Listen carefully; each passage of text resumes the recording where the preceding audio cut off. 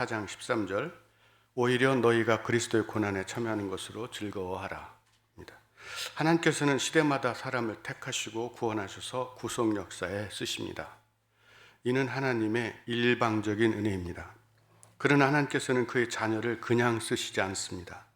먼저 고난의 학교로 보내십니다. 고난의 학교에서 그의 아들 예수 그리스도 성품을 갖게 하시고 하나님의 때에 쓰십니다. 이렇게 해서 예수님의 제자 곧 지도자가 만들어집니다. 이 고난의 신학은 이미 창세기에서 시작됩니다. 하나님은 요셉에게 비전을 주시고 그가 아무리 사랑스러운 아들이라 할지라도 그냥 쓰시지 않으셨습니다. 먼저 그의 채색옷을 벗기심으로 그의 왕자병을 깨셨습니다. 요셉은 형들로부터 지속적인 집단 따돌림과 괴롭힘을 당하였습니다. 그래도 그는 아버지 사랑으로 올곧게 자랐습니다. 그런데 형들은 이런 요셉을 잡아 채색옷을 벗기고 노예로 팔아버렸습니다. 창세기 저자가 이것을 기록한 것은 하나님께서 벗기셨다는 뜻입니다. 채색옷은 영원히 돌아오지 않습니다. 요셉은 천리타양 애굽에서 노예의 신분이 되어 고난의 학교에 입학하였습니다. 그런데 요셉에게 노예 생활은 고난의 시작에 불과했습니다. 요셉은 믿음으로 정욕의 유혹을 이겼습니다. 그런데 상을 받는 대신에 종신형 죄수로 감옥에 보내졌습니다. 그 감옥은 왕의 배신자들의 사형 날짜를 기다리는 곳이었습니다. 요셉이 그곳에서 얼마나 무섭고 원통했을까요? 그가 죽음의 문턱을 넘나들며 살기 위해 얼마나 몸부림쳤을까요?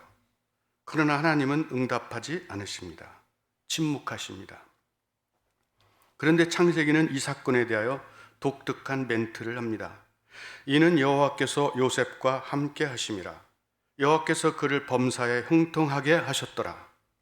하나님께서 함께 하셨는데 왕자에서 하루아침에 노예가 되고, 형통케 하시는데 감옥에 가고, 형통케 하시는데 술 맡은 관원장이 요셉을 잊어버리고 하나님도 그를 꺼내주지 않으십니다.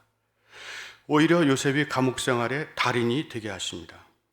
이 말씀에서 형통이란 무엇입니까? 어려움이 없는 것, 잘 되고 좋은 일만 있는 것, 성공하고 부자 되는 것이 형통이 아닙니다. 하나님께서 함께 하시는 형통은 믿음으로 고난을 잘 감당하도록 은혜와 힘 주시는 것입니다. 고난의 학교를 잘 통과하여 좋은 지도자가 되는 것이 형통입니다. 고난의 학교를 졸업한 후 요셉은 인간의 고난을 깊이 이해하는 자가 되었습니다. 한 생명이 얼마나 소중한가를 알고 한 사람의 아픔에 동참할 줄 아는 자가 되었습니다. 그가 인생의 밑바닥을 겪음으로 모든 약자들, 흙수저들의 위로가 되었습니다. 그는 고난의 사람, 인내의 사람, 용서의 사람, 위로의 사람이 되었습니다. 철저한 절망의 시간이 지났을 때 그는 믿음의 사람, 지혜와 통찰의 사람이 되었습니다. 이런 지도자를 사람들이 먼저 알아보았습니다. 그에게서 예수님이 보이게 되었습니다. 그리고 하나님의 때에 애굽의 총리가 되고 세상의 구원자로 쓰임받습니다. 이것이 하나님이 함께 하시는 형통입니다. 고난과 아픔이 없었다면 요셉에게서 예수님을 볼 수 있었을까요? 채색옷 입은 왕자병 환자가 보였을 것입니다. 죄악의 경우 공감 능력이 전혀 없어 수많은 사람을 불행하게 하는 폭군이 보였을 것입니다. 고난이 얼마나 좋은 학교입니까? 고난 중에 하나님의 특별한 임재가 있습니다. 죄 없이 고난받은 자의 대표가 예수님이십니다. 주님께서는 우리가 고난을 잘 통과하도록 힘주십니다. 무엇보다 고난을 통해서 우리가 하나님의 아들 예수 그리스도를 닮게 됩니다. 베드로전서 4장 12장 13절은 말씀합니다. 사랑하는 자들아 너희를 연단하려고 오는 불시험을 이상한 일 당하는 것 같이 이상히 여기지 말고 너희가 오히려 그리스도의 고난에 참여하는 것으로 즐거워하라. 이는 그 영광을 나타내실 때 너희로 즐거워하고 기뻐하게 하려 함이라. 저는 1959년 1월 2일 충남 공주에서 전주시 집안의 종손으로 태어났습니다. 당시 버스 운전사이셨던 아버지 덕분에 채색옷을 입고 유치원에 다니는 특권을 누렸습니다. 초등학교에서는 선생님들의 인정을 독차지하였고 중고등학교에서는 영어에 항상 만점을 받으며 외교관의 꿈을 갖게 되었습니다. 그런데 저희 채색옷이 찢기는 사건이 있었습니다. 중3 때 나의 자랑이던 아버지가 운전 도중 뇌졸중으로 쓰러지시고 반신마비가 되심으로 하루아침에 기둥이 무너졌습니다. 이것은 저희 사춘기에 큰 타격이 되었고 저는 매우 우울한 사람이 되었습니다.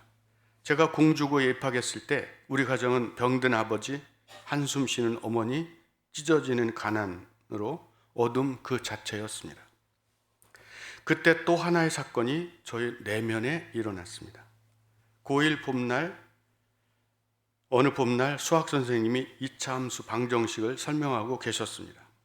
X값이 무한히 커지면서 Y값도 무한히 커진다는 선생님 말 속에서 갑자기 무한대라는 단어가 저를 압도하였습니다. 무한한 시간과 공간. 그 속에서 나는 한 점의 먼지보다 더 무의미하였습니다. 내가 존재하고 있는 게 아니었습니다. 내가 보는 것, 숨 쉬는 것, 사는 것이 다 무의미하였습니다.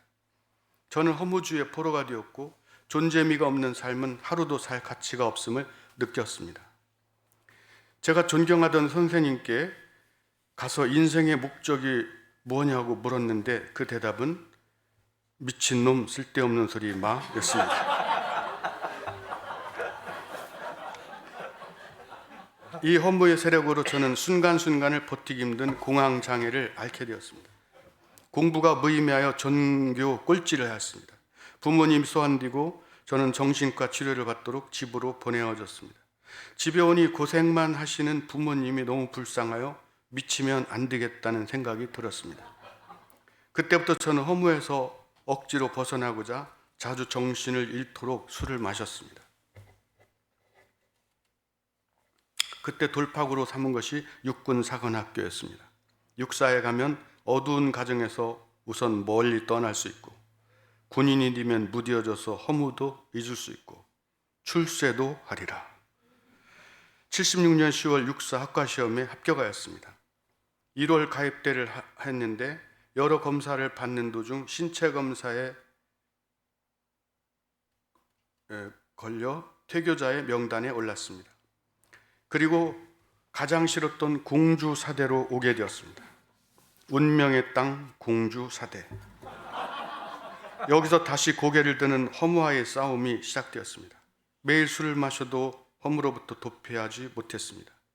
오히려 위장병, 기관지염, 만성비염 등을 얻었습니다. 함성이라는 연극 서클에 자신을 던졌습니다. F학점을 받아가며 몰두한 연극도 저의 허무를 해결하지 못했습니다. 대학에 온 지 2년째 저는 허무, 운명, 정욕, 열등감, 위염, 기관지염 등으로 인해 폐인처럼 되었습니다. 제가 기타를 치며 108번이라는 노래를 부르면 주위 사람들이 그 강한 죽은 건세에 큰 감동을 받았습니다. 그때 누군가가 저를 집요하게 찾아다녔습니다. 승정재님, 성경 공부합시다. 유배 부목자님이셨습니다. 저는 끈질기게 도망 다녔습니다. 그런데 그 목자님의 포기치 않는 믿음에 제가 굴복하여 1978년 가을 드디어 처음 성경 공부가 이루어졌습니다. 창세기 1장 1절 태초에 하나님이 천지를 창조하시니라. 제가 태초에라는 한 단어만 공부했을 뿐인데 영원부터 계신 하나님은 이미 제 안에 들어오셨습니다. 나는 우연히 태어나 허무하게 사라지는 존재가 아니라 창조주 하나님의 완전한 뜻과 선하신 목적을 가지고 이 땅에 보내진 존재이구나. 창조주와의 만남으로 저를 그처럼 괴롭히던 허무의 사슬이 단번에 사라졌습니다. 하나님의 창조하신 세상이 얼마나 아름답고 영광으로 충만한지요. 하나님이 가라사대 때 빛이 있으라 하심에 캄캄한 제 내면에 빛이 들어와 생명과 사랑과 소망으로 충만케 되었습니다. 창세기 12장 공부 중에 저는 하나님의 음성을 들었습니다. 내가 너로 큰 민족을 이루고 내게 복을 주어 내 이름을 창대케 하리니 너는 복이 될지라. 하나님은 저를 통하여 저처럼 방황하는 전 세계 대학생들을 위해 지금까지 저를 섭리하시고 기다리고 계셨습니다. 이 언약은 제 인생의 전부가 되었고 저는 세계 캠퍼스 선교를 위해 인생을 드렸습니다. 운명의 땅 공주사대는 은혜의 땅이 되었습니다. 저는 그곳에서 많은 방랑자들과 만나서 1:1 선교 공부를 하였습니다. 그들이 거듭나서 새 인생을 살기 시작했습니다. 제가 교사 발령을 반납하고 목자가 되었을 때 부모님은 충격으로 쓰러지시고 동생들은 학업을 중단해야 되는 큰 아픔이 있었습니다. 그때 주님이 주신 말씀이 있었습니다. 그러나 아버지의 원대로 하옵소서. 그 아픔 속에서도 한 영혼이 구원받는 기쁨은 저를 세상에서 가장 행복한 사람이 되게 했습니다. 하나님께서는 선교사로 살겠다는 저의 서원을 기억하시고 1994년 저를 어둠이 짙게 깔린 우크라이나로 보내셨습니다. 물질주의의 대제국 소비에트 연방이 무너졌을 때 그곳은 부패와 도둑질, 성적 타락, 폭력, 그리고 저주에 가까운 가난 등으로 세상의 모든 비참한 것들이 가득하였습니다. 학생들은 하나님 없는 육신의 세계에 죄의 잠을 자고 있었습니다. 세계 최고의 옥토, 세계 최대의 밀 생산국인데 90% 국민이 가난한 나라. 사람들은 모든 것을 도둑질합니다. 자동차 바퀴를 빼어가고 와이퍼도 빼갑니다. 가로등 전구들을 다 훔쳐가서 밤거리는 암흑이었습니다. 거대한 암흑의 나라, 그 지옥 같은 절망의 땅으로 저는 아내와 어린 딸을 데리고 온 것입니다. 선교는커녕 살아가기도 힘든 곳이었습니다. 저는 이것을 소비에트의 어둠이라고 칭하였습니다. 여기서 제가 할 수 있는 것은 끝없는 절망과 싸우며 사명의 땅을 떠나지 않는 것뿐이었습니다. 목자 심정이 생겨 하리코프 대학을 개척을 위하여 12시간 열차를 타고 하리코프에 갔습니다. 돌아오는 밤열차를 기다리는데 역에서 경찰에게 체포되어 아무 설명 없이 4시간 이상 감금과 구타를 당하고 모든 것을 뺏긴 후에 길거리도 내던져졌습니다. 강도보다 경찰이 더 무서운 나라. 저는 권총을 준비하여 저를 밟고 구타했던 4명의 경찰을 찾아 차례로 쏘는 꿈을 꾸었습니다. 당장 한국으로 돌아올 준비를 하고 있는데 그때 강도들에게 맞으며 사형을 당하시면서도 그들을 위해 기도하신 예수님이 생각났습니다. 저는 이 백성을 도저히 사랑할 수 없으나 사랑의 복음을 전함으로 복수하기로 결심했습니다. 저희 가정은 흑해 항구 도시 오데사로 왔습니다. 이곳에서도 저는 무법한 권력들에게 협박과 착취를 당하며 거의 매주 그들의 제물이 되었습니다. 6개월째 아내와 딸이 차례로 스트레스성 질환으로 쓰러졌습니다. 28년 동안 제가 한 것은 살기 위해 몸부림친 것과 허물과 실수뿐이었습니다. 주님의 긍휼이 없었다면 저는 이미 없습니다. 이 주님의 긍휼이 제가 우크라이나의 영혼들을 사랑하게 하였습니다. 언어의 은사도 주셨습니다. 우크라이나 대학생들, 베트남 유학생들, 공격적인 이슬람 대학생들, 그 누구도 두려워하지 않고 복음을 전하게 하셨습니다.